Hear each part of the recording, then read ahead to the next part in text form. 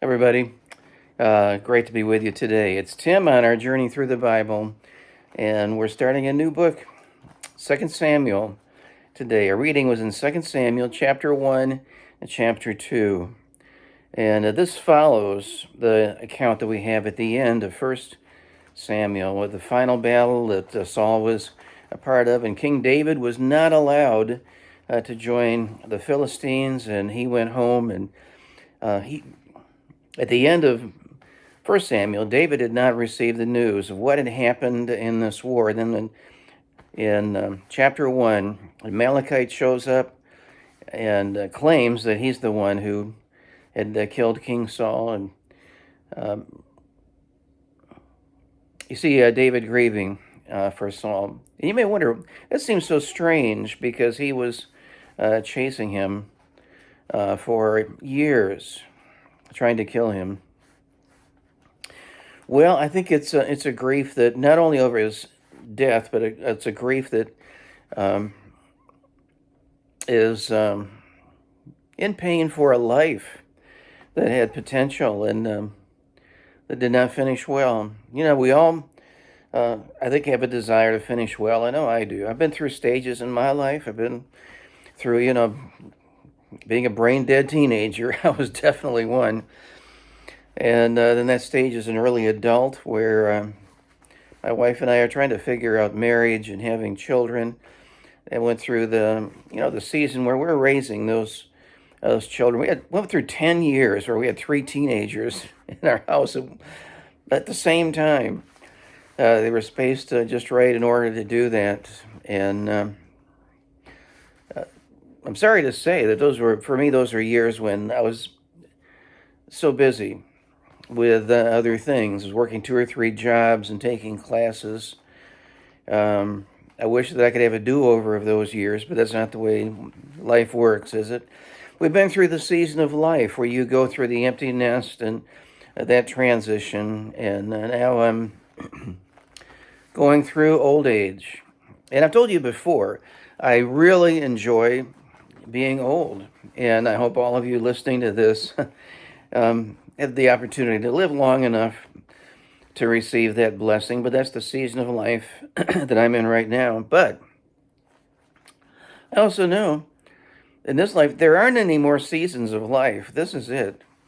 And what's waiting for me is not transition to a season of life here on this earth, but it's eternity that I'll spend with the Lord. And so when I think of finishing well, that's what I'm thinking of. What's it going to be like? When this part of my life is over and the next begins, eternity with the Lord. Of course, we're all in a position where we have that in our future, whether it's heaven or hell. You have eternity that's in store for you. And so did Saul. Well, the people of Israel cried out for a king, and God gave them this man, King Saul. And he had some good qualities. That he's the kind of a person you might like to see in a king if you were going to choose one. He is good looking. It says Saul was a man who stood head and shoulders above all the men of Israel. He's tall, impressive. He was anointed by Samuel, given God's approval. And he demonstrated clearly he had a humility about him. He said, wait a minute, I'm from Benjamin, that's the smallest tribe. We were almost wiped out, and I'm from the most insignificant family in Benjamin. But there's a humility that you see in Saul that you want to see in great men. He demonstrated clearly that he had some ability to plan a battle, motivate the troops, and win a victory.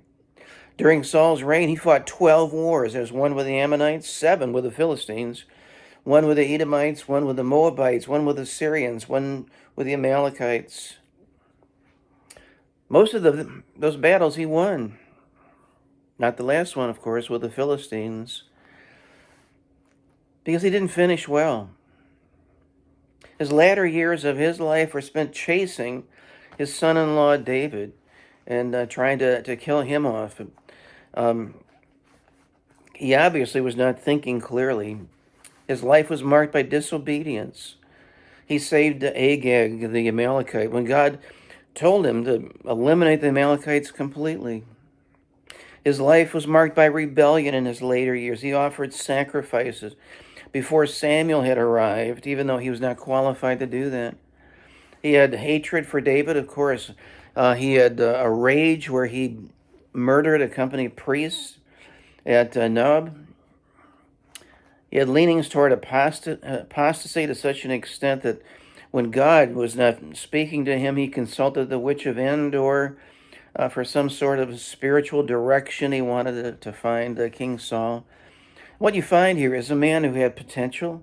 He could have been a good king. He started so well and finished so bad as a deluded, even demented, fearful king on a hill fighting a battle that he knew he couldn't win.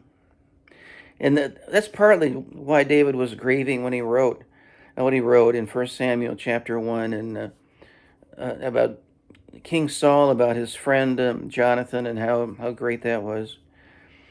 And that makes me more determined than ever, my friends, that when that day comes, when I enter the gates of heaven, I want to finish this life well. Don't you? I'm sure you do. But give that some thought today. What's it going to take for us to finish well, for you to finish well? Well, meditate on that and keep reading in your Bible, 2 Samuel chapter 3, 4, and 5 for tomorrow. So read those chapters, and I'm looking forward to being with you then. And just hope you have a wonderful day, my friends. See you soon.